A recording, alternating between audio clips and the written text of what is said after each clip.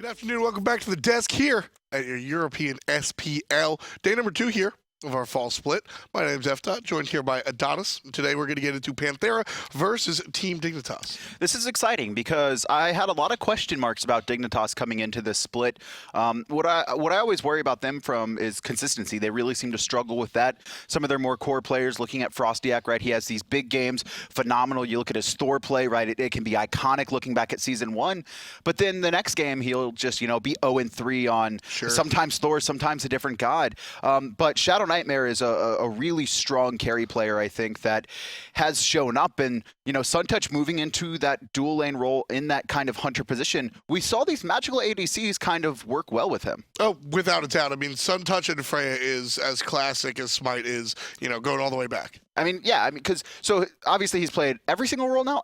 Outside of solo, I think. Yeah, he's 4 out of 5. This is 4 out of 5. 4 out of 5. But he used to jungle a lot, and this is when Freya was meta back when he was on Cloud9. Oh, yeah. I always thought his best role was mid lane.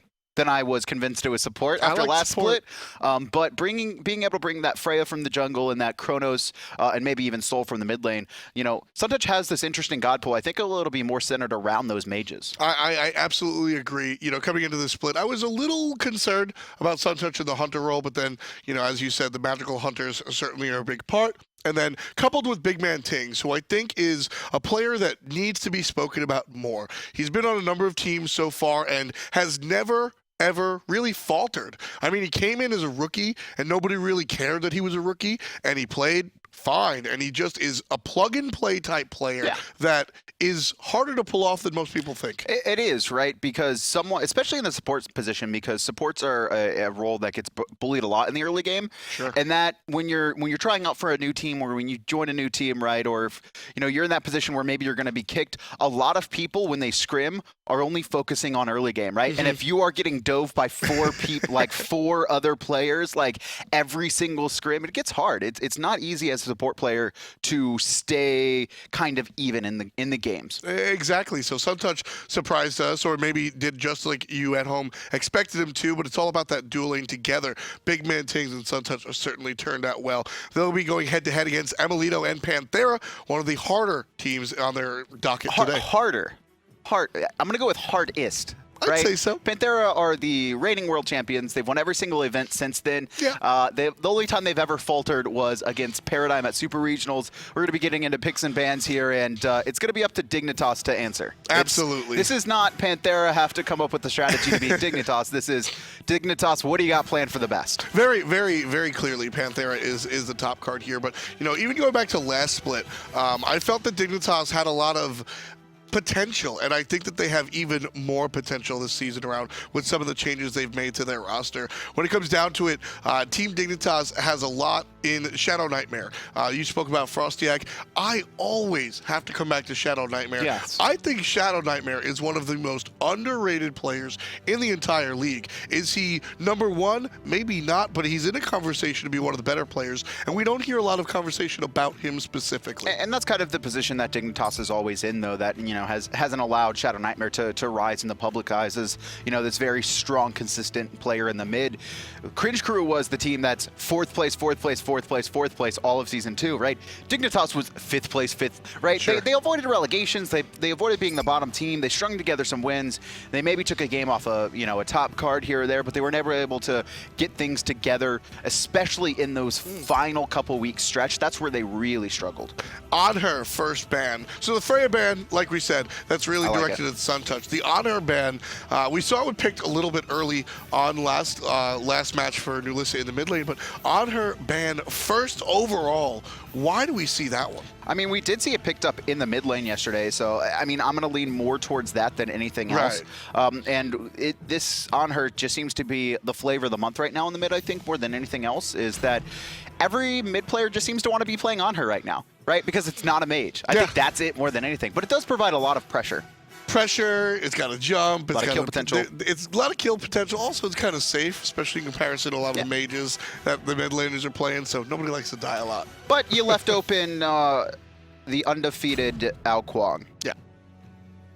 So there's that, right? I'm pretty sure he's 7-0 in the past season. Something absurd. So Kuang is a character that is individual. I'm comparing Kuang to the Nemesis ban here because we see this a lot where Team 2 will ban the Fafnir and the Nemesis, right? That's almost always what we see out of the Fafnir. Nemesis is a team skill, right? It's very easy to hit the ultimate, and then it's up to the team to really follow up and provide that damage. Kuang is individual. It's better to bet on maybe one person failing than the entire team failing. That's true. I mean, that's why Adapting is undefeated in competitive play with this god. He has never taken a loss with Kuang, unless he might have dropped one at Super Regionals in the finals, but I'm not recalling exactly if that's true. The Chronos is picked up, though, for Dignitas. Obviously a flex pick mid hunter, but you gotta assume it's going to Suntouch at this point. And then in response, Panthera, the Hou-Yi coming out from emilitoo. This is a god that he can box with very efficiently. Yammyn playing the Raijin. It is almost more rare to see the mage for Panthera in the mid lane, but the Raijin has been the one that Yammyn has really elected to go to most of the time. We just see so much damage coming out of him, not just in the quintessential setup stun into the ultimate, but also interesting stuff, Raijin stuff through the walls, hops over and through between. It's very interesting. Raijin is best used with a cohesive unit, right, like an enemy or a Panthera, because he has the Raiju Thunder Crash damage burst potential. You'll see a lot of teams go, that person, he's dead. Right. Raiju Thunder Crash, and then you've got Kuang blinks in at the same time. Hou-Yi finds a ricochet bounce as well. That way he can go aggressive with his dash, but it's still safe because you have so much burst potential, you can kill the target. And it messes them too, so it interrupts them and makes it hard for them to kind of react. And then, like you said, the play call is usually team-oriented. So, yeah, the Raijin's going to jump into like 4 or 3 people, but you know your team is going to come back you up. So if you do get jumped on as the mage, you're going to pop a Sanctuary, and then all of a sudden, as is typical Panthera flair, 4 people just jump on everybody else. Dignitas drafting into the Fenrir for FrostiaK. This is not a flex god when it comes to picks and bans, but a flex god when it comes in-game. Right. You see the DJ Pernicus style go very, very frontline oriented. All he's trying to do is maybe get a Yoan's Wrath early on, and then it's pure these hybrid and defensive items. He's just a frontliner setting up for Zapman and the best to find kills. I wonder if FrostiaK is going to go this style, or if he's going to go more the damage-oriented route that we see some Fenrir players go into, more of an assassin. I think if it's up to FrostiaK, he's going to be an assassin, but if the team has anything to say about it, it'll be more of a hybrid, because we know FrostiaK's playstyle is to go very, very deep, a lot of invades and stuff like that. FrostiaK wants to be aggressive, but his playstyle kind of dictates he needs to be tankier. Well, with the Sobek pick, now you have the 2 guaranteed frontliners in Erlang, Shen, and Sobek, and if you add that 3rd from Fenrir, you really need that last god, who I'm assuming is going to be a mid laner, right. Expecting the Chronos to go over to Suntouch, needs to be not only high burst, but easy to hit high burst, right? Because you look at Nox, right? She does a lot of damage, but it's hard to hit her abilities, and so you can't have 3 frontliners and not kind of those magical carries that can secure the kills. So the Jing the Chronos will make it over the mid, Okay. and Jing will be the hands of Suntouch. And you know what? To be fair, I thought the Chronos was going to Suntouch all day too. So. I was like, Chronos, there it is. Yeah. So Freya's bad. No, there's Suntouch, but we'll see how good a Jing is. We know Ataraxia likes to play it. We've seen him play it these past 2 days come out from him, and it's a god with a lot of outplay potential, looking at kind of the wing gust, just the knockups, as well as just a very efficient farmer, that passive able to transport you out of base, fly halfway across the map and land back in that tower immediately ready to farm. For me, it's about the agility inside the game, and you know what, Kevin? We were correct. It's going to be the Jing mid coming out of ShadowNightmare. And what I like about Jing is the agility in the team fights. Everybody always talks about the passive and everything, and that is certainly a large part of what makes her interesting. But we saw it yesterday with Ataraxia. He played her today as well, but yesterday I think it was on display a little bit more so. Ultimates from one side of the team fight to the other, knock up and dash from one side of the team fight to the other. You're just sort of zigzagging through a team fight, and if anybody has you in their crosshairs, it's not for a long time because you're too mobile if you're able to really execute the kit. ShadowNightmare. This is going to be an interesting game because we've seen the Rom mid, we've seen the On-Her mid, and those kind of make sense, right? They have decent clear, Rom a little bit harder, but they ran a high-pressure jungler looking at Soar. We've seen Uller mid. Jing I really wonder how efficient this clear is going to be, or if it's ShadowNightmare knows he's just going to get out-pressured, and because of his passive, and something to note too that is Jingwei's passive is distance based, and it's actually faster to just go in a straight line to your mid lane than it is to go to that tower. Right. So he will make it straight back, like in front of his tower with his passive. That's very true, and also coupled with the Fenrir, that should help out ShadowNightmare a little bit as well. So interesting stuff coming out there. Solo lane, Dimi and adapting on the Bellona and Kuang, and they'll be taking on Ducky and FrostiaK. And Ducky's a player that I'm really excited for this season. I think Ducky's I think the Dignitas acquisition of Ducky here, Kevin, was one of the bigger things they did during the offseason. Yeah, he was kind of this big question mark, right? How good is he really? Because he subbed in for Panthera, and he was phenomenal. Was it against Dignitas that he subbed in for? Yes. It was. So Ducky destroys Dignitas playing with Panthera, and then he ends up joining them. And this was a player that actually had been offered a spot, as far as I was aware. I'm not exactly sure. I think it was multiple teams that wanted to bring him on after that showing. But he was very committed. He's like, I want to play with my Challenger Cup team, which shows... Yep. You have to respect that, right? That's a lot of loyalty, wanting to, get to the top with your team. It doesn't work out, though, and he gets this opportunity to play for Dignitas, and they really kind of needed a strong solo laner in this situation, and it was just kind of the best possible option for them. And I like how you talked about his Challenger Cup team, because for me, it's not just loyalty, but that's something to think about as well. But it's also the lesson learned, as the blue buff was ignored early on and will be cleared out for Panthera. It's the learning opportunity. You learn the opportunity in your own team. Yammyn surrounded actually by 3 right away, and the early rotation from Suntouch not going to pay off, but a very interesting strategy, to say the least. BigManTingz is currently in duo lane, and instead of the support rotating in, Suntouch finds its way into the mid lane, and they try and set up a kill on Yammyn. I love the idea of it. Very unfortunate that it doesn't work out for Dignitas, because I don't know if they're ever going to have that opportunity again. And this is the innovative team, right? Dignitas last split, we saw the wrath come out of Suntouch, right? And the constant invades at level 1 on opponents' speeds and reds and blues, and you would never know kind of where he was looking to invade. Right. And Dignitas were able to string together a significant amount of wins with that playstyle. I almost think like this might be their new thing, like Suntouch level 3 just ganks mid. And I like that creativity. You can see Panthera even, despite the fact that, it's BigManTingz and not Suntouch, they took a alternative buff clearing during the original beginning of the game. They didn't clear their blue buff right away, just in case. And keeping your enemy on their toes, that's very important. Dignitas, as they come out with interesting strategies. I won't say good or bad yet. We have to see how the game develops, but just different strategies can be positive a lot of the times, just for the sake of being different. The biggest thing here is that emilitoo's going to hit 5 first. Suntouch actually not that far behind, also hits 5 in the same wave. I mean, maybe a third or a quarter of a level, so... I mean, he's got to be screaming worth at that, assuming at right now. Buffs are spawning, though, and I don't think either team wants to set up an invade right now. Adapting and FrostiaK still only level 4, haven't been able to hit 5 yet. Dignitas, you can see they're trailing by a tiny bit of gold. The only reason I bring it up is because of their interesting strategy. They just cleared their speed, Kevin. They just cleared their right jungle. I mean, no hesitation in adapting.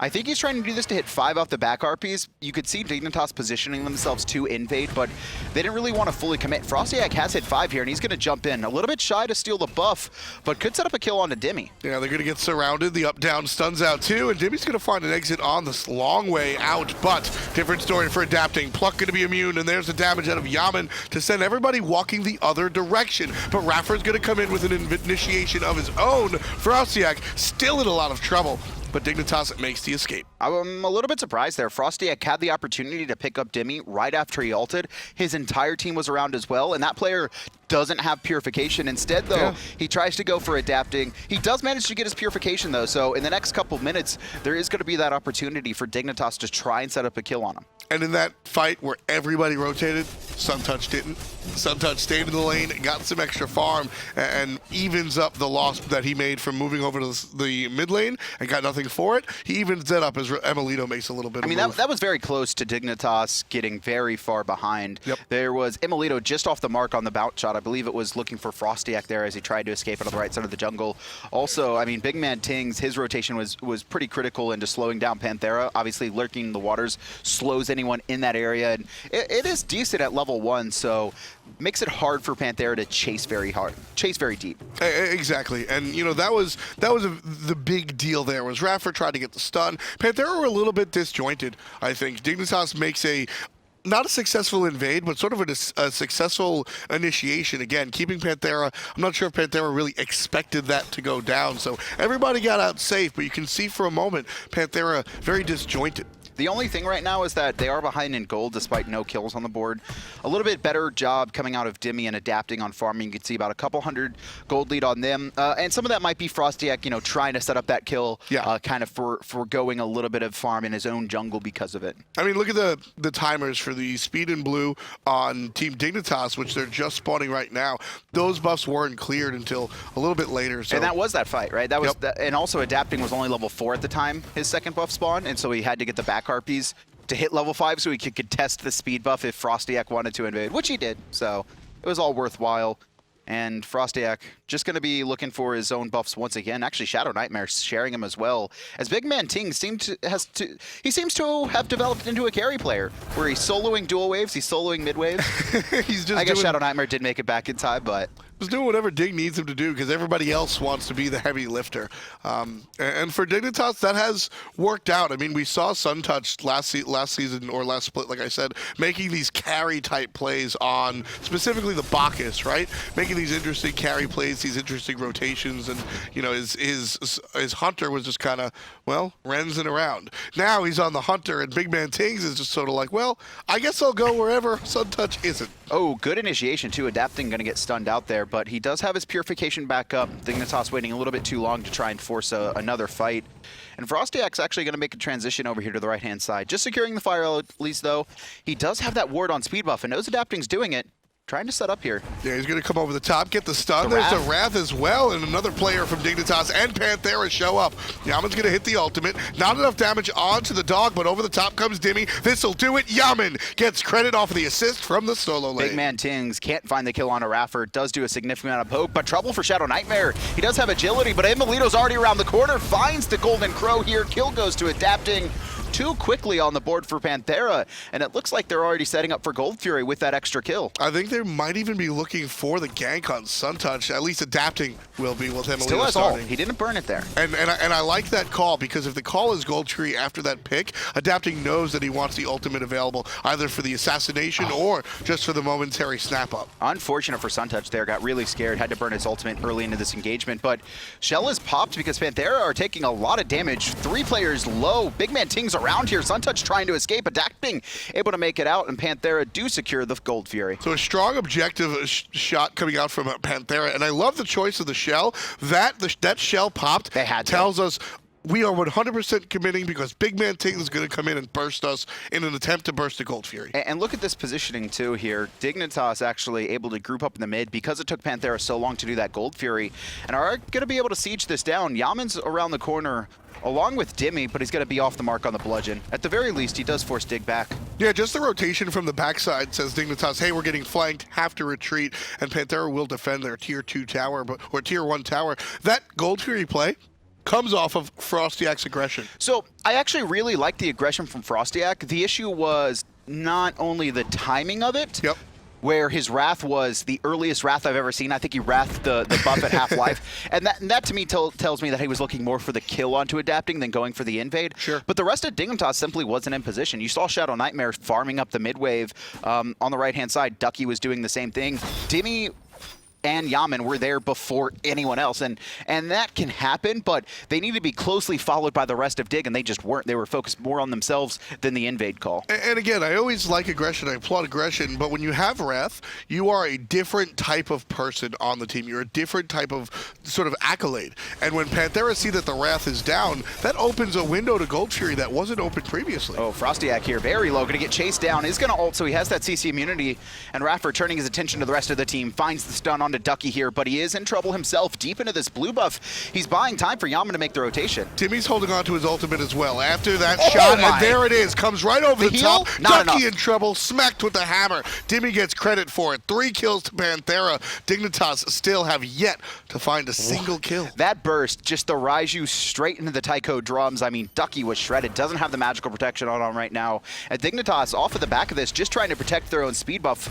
Bludgeon is gonna help secure it here. Adapt Adapting picks it up, and actually the rotation from emilitoo, they're going to find FrostiaK pinched. Yeah, look at the jump over the top. No for the Hunter way! with the 1-2 ricochet. emilitoo from around the corner kills the dog. Look at this. ShadowNightmare thanking his lucky stars. Dimi, a rare miss on that bludgeon, likely would have confirmed the kill, but Panthera is still grouped up here, forcing the teleport out of Ducky just to protect his tier 1. I don't care how many top-tier players tell me that Ricochet winds up being luck most of the time. That just looked calculated. emilitoo knew what he was shooting for. That wasn't like, here's the wall in front of me. This is like, that was like the double angle, right? You got the Zach Galifianakis, I can't even say his last name. Just that, the image with all the numbers in his head popping up as he runs the calculations in his mind. Hey man, I've seen Emil play pool. Those EU guys love to play pool. Emil reels Hindu Man, they throw it down. That right there, that's pool angles. He knows it. I bet you emilitoo's not that good at pool. He's all right. I would guess that he's not that good. I bet you he's probably like, you know, obviously he's going to be better than most of us, like most of us, but I bet you the rest of his boys beat him. Probably. There's something in that EU water that makes those boys really good at the bar sports, and some of it translates. And when it comes to those ricochets, man, impressive. FrostiaK wants to make an impressive play himself. Immediately, Yammyn jumps away. FrostiaK in trouble. FrostiaK's dead. I'm pretty sure the minions actually put FrostiaK into kill range of that ult because he wasn't in execute range right before it came through. It was the archer damage. Now, I know Adapting's a good player. I wonder if he actually calculated that the archers would put him in execute range, or if he was just like immediately reacting and hoping it would hit. I think if it's any other player, then it's luck. But with Adapting, I don't know. I can never know. Yeah, I mean, I can never know with him, right? It's just like he's that good. We'll have to ask him later on. So this is something too, is that I'm really surprised of what FrostiaK was doing. You know, I talked about his inconsistencies at the beginning of the set, and I think we're seeing it here today where yesterday, oh yeah, he's fantastic, but here, 3 deaths already, he's 3 levels behind Adapting, and he's trying to force things, right? But it's so weirdly timed where he'll get the purification, and then he waits until the purification's back up before he tries to aggress again. And he has Wrath, right? He has these multiple ways to bring that out where he can jump, find the stun, force it. He can ult, force it. He could Wrath force it, and then in the next 30 seconds, he could, you know, re-engage if he's held Ragnarok. The problem is all those situations involve him forcing something. FrostiaK is not a player that allows the game to come to him. He always forces it, and that's going to be a 50-50 at best situation most of the time. And right there, FrostiaK forced that play in the mid lane. Yammyn just has the tools to get away, whether it's the escape, the relics, or otherwise, and then all of a sudden, Adapting's able to turn on him. Also, one of the weaknesses of going against an Kuang jungle is you don't have great, you know, hybrid itemization where a lot of these junglers have shifted into the shifter shield, no pun originally intended there, but also the void shield where they're, you know, it's not going to be as much damage when you calculate in cooldown reduction as, say, a Jotun's Wrath, but you're just that much safer. You can't do that because Kuang's magical damage, so building that void shield, not really going to help you against him. Yeah, there's not really many options. I mean, what are you going to build, an Anchile? Like, there's just not a lot of options. That's actually a really good item, by the way. I'm telling you, that's a great item. Do not underestimate it. It's a good item, but just not for the applications that the junglers use their Ducky's own. Dead. Yeah, Ducky's stuck. Execute. Probably not even needed there, but they didn't want the heal off. Left-hand side, though, ShadowNightmare trying to do his own red. And emilitoo just in his face finds the solo kill. Suntouch actually has picked up the red, though, in response, thinking Ims made the rotation back to mid. emilitoo is 4 levels higher than the mid lane. Look at this. Here it comes. Hunter. The bounce. Oh, I thought he was going to try and hit Suntouch, but Adapting in finds the blink under. I don't know if he has the burst. He doesn't have an ultimate, but he does force the rewind. And that right there is a beautiful play. Not going to be enough. Suntouch is going to be chased into the mid lane. Yammyn following suit. One shot, not enough. Raijin damage. But Adapting dives that tower knowing the rewind is coming, and the rewind's going to put Suntouch directly in front of Yammyn. emilitoo there also with the little shot, and just so intelligently played by Adapting. And now because of this, they can go for this Gold Fury. Instead, though, emilitoo committing to this tower while the rest of his team had already backed out. FrostiaK's able to get that purification, and I mean, that's got to be in his mind, right? If he wants to find another kill, emilitoo, you got about 100 and, where's it at? 150 seconds to find the gank onto the Hou Yi. Still. Although he is 5 levels above you, so it's a little bit risky. It'd be the Just throw that first out kill there. of the game for Team Dignitas, unable to find a kill just yet. 14.5 on the clock. Panthera, well, they've gotten a kill about every 2 minutes. Dignitas have not yet found an opportunity. It's just mistimed aggression, and also the lack of commit from the rest of the team, where FrostiaK, on that invade, right, that's where it all went downhill, was that second invade on the speed buff, where FrostiaK goes in, he burns the purification on adapting, but no one else follows up. And then just, he's left alone and he gets picked off. And, you know, he's had 3 deaths already this game because of it. And FrostiaK, you know, he has 3 deaths, but he's been in a lot more hairy situations. Jumping on adapting, and again, I thought FrostiaK would follow that around the corner. If he does, he meets the rest of Panthera. Yeah. Instead, playing more safe for the first time all game, teaming up with Dignitas, and they're just watching their tower get pushed down. And I like how Panthera is playing this very calculated, right? They don't need to go for the Gold Fury just yet. And so what they do is they actually get this tower. So they bait Dignitas in. And even if Dignitas managed to steal this away, because they don't have that tier 1 in mid, they don't have that safety point. And Panthera can actually chase them down and find kills. So they could Panthera could actually have the Gold Fury stolen away from them, and it's still in their favor because they can just wipe the opponent, the opposing team. Very smart play. Really smart play. Now Suntouch can't take the 1v1, just runs away from emilitoo as he comes into lane. No, Only about a level down. Just look at that. Look, mark there. You see 8-second cooldown? Yep. Gives them 25% penetration now that it's rank 5, as well as the lower the player is, the more damage he's going to be doing.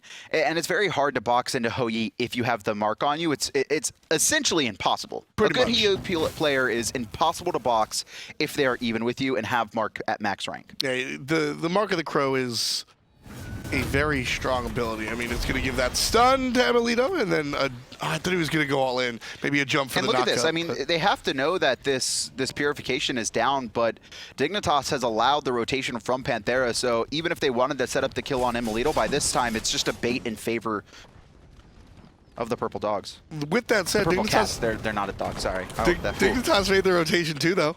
And that, well, doesn't really do much. Panthera sitting 5K, 7K now with that tower in the lead. They're cattle herding, right? I said this. I love that, said by this the like way. yeah, because variety on the front line with Yammyn is just like hurting people because no one wants to walk up to Yammyn, so he's like forcing them back, and that's what we're seeing Panthera as a team do, where you see them spread out into kind of this belt and then slowly push forward an inch forward, throw out some poke here or there, and it just scares Dignitas enough to kind of back off and relieve so much pressure that they can pick up that tier 1 tower on the left-hand side. And speaking to tons of pro players, the one thing that a lot of players will say in common is that you absolutely, no matter what the situation, you can't play scared in the SPL. And Dignitas right now, that seems to be like what they're doing. You need to fight into this 4,000, 5,000 gold lead. It's not in your favor, but you can win the fight if things go your way, if you execute correctly. 6, 7, now 8,000 gold, Adonis. This becomes more problematic. So there's 2 things here, right? There's 3 options. First, you let yourself bleed out, right? Which is what Dignitas is doing right now. Panthera, they're not forcing fights, right? They're not trying to invade. They just win these one-on-one poke wars and just slowly take a tower, slowly take a buff, get the Gold Fury,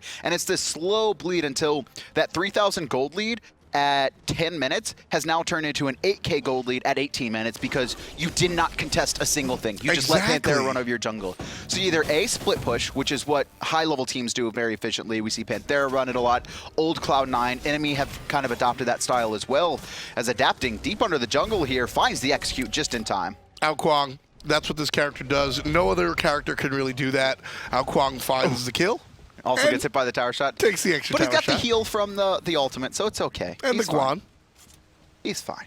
Guan being very quiet so far, as is expected. Now that we're in the siege portion, this is where Guan steals the spotlight. This hasn't been any team fighting from Panthera. This has been pick kills, right? This has just been adapting, sets up something, and secures the kill. He's 4-0-3. He is undefeated on this gun in competitive play, as far as I'm aware. I think he might have a single loss, and if he does, it's from the Epsilon Invitational. And I mean, even off of adapting, Kuang's only lost 4 matches in SPL play. It's not.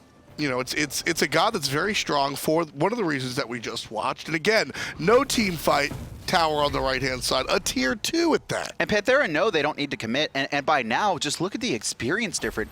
FrostiaK is level 13 compared to adapting 17. This is 19 minutes in. I mean, this just can't happen. This is Dignitas playing scared. Like I said, FrostiaK FrostiaK makes the wrong call 3 times in a row and then makes no call. I would rather FrostiaK make 3 wrong calls and a 4th wrong call than never make a call again, because that's what happened to the jungler. He got scared, and we haven't seen a jump in since. This has just been a slow burn, but you can see Suntouch actually probably the hope of Dignitas here. Absolutely. He was able to split push, find 2 towers, so there is that fire giant they have to worry about, but they got a little bit of extra gold in their pockets. They still, you know, kind of flatten out that lead that Panthera had been, you know, building up into this massive mountain. And also, he's level 18. He's trying to work on that Rod of Tahuti. A Chronos late game, you can outplay people, right? That just like a Ho Yi, in a fight that you maybe aren't supposed to win, just looking at the god and the compositions of the teams, you can, because there's so many deep mechanics into the character. And Chronos works well against Kuang, believe it or not, because of how wide time stop is. Yes. When Kuang goes invisible and you know he's going to re-engage on you,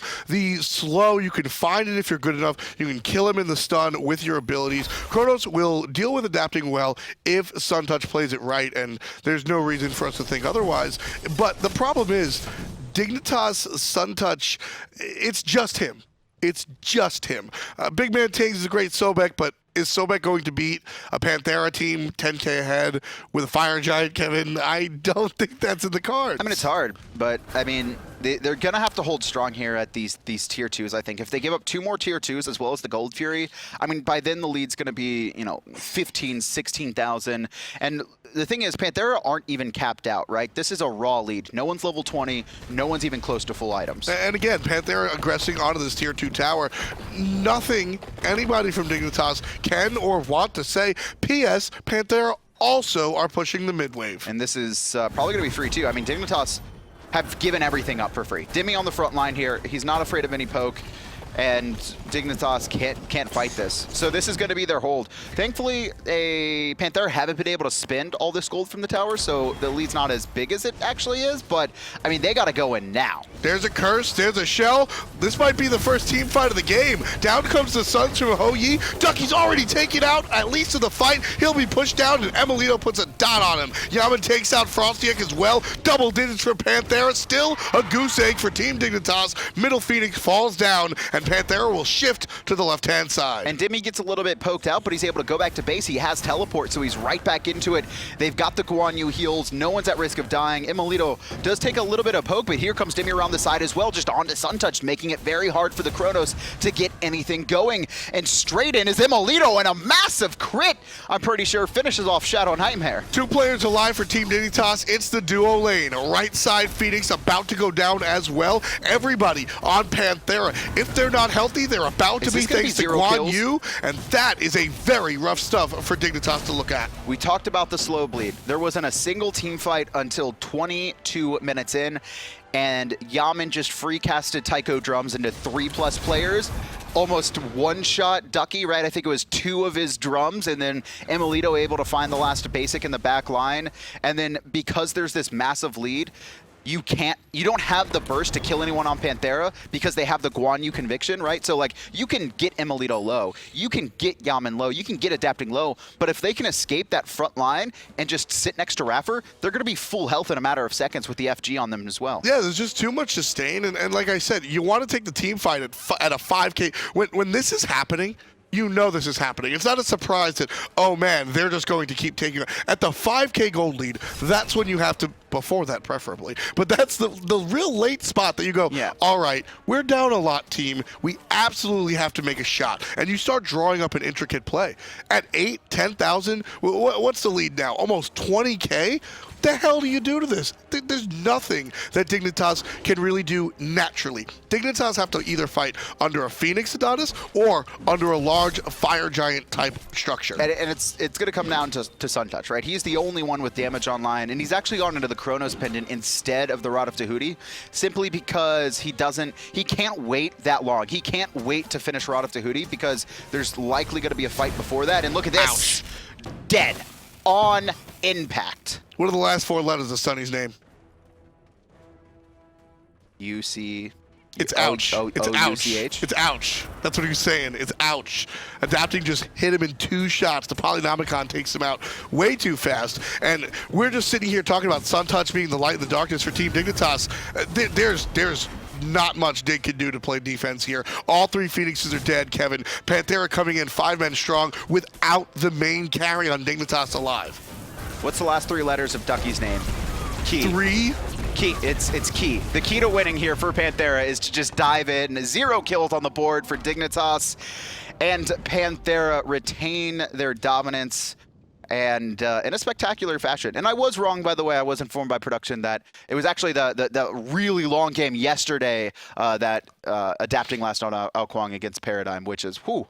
I mean, that was a crazy set. that was a different story. That was one of my, honestly, wow, that was one of my favorite sets of Smite, to be completely honest with you.